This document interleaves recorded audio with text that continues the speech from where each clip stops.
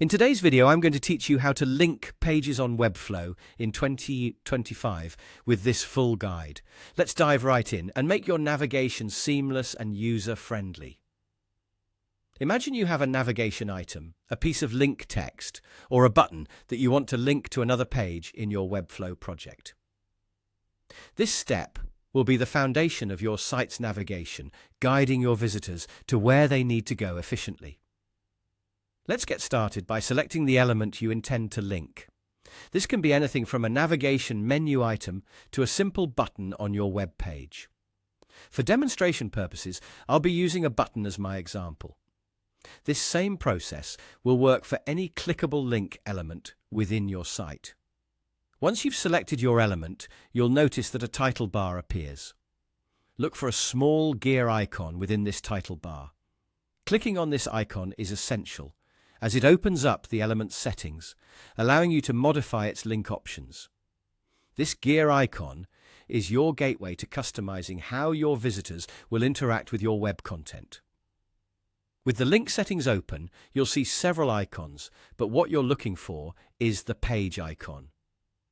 Selecting this icon will reveal a drop-down menu displaying all the pages within your project. From this list, simply choose the target page you want to link your button, or whatever element you're working with, to. This is an intuitive way to ensure your users are taken directly to the desired page with minimal hassle. Now, Webflow provides an excellent feature that allows you to open this link in a new tab. Just below the page selection, you'll see an option to toggle Open in a new tab. If it's beneficial for your user's journey or the structure of your site to not replace the current page, this option is incredibly useful. Consider how your site's navigation flow should be and decide if you want users to remain on the original page or focus solely on the new tab. Once you've configured these settings, it's as simple as closing the Link Settings panel. You've successfully linked your element to another page in your project.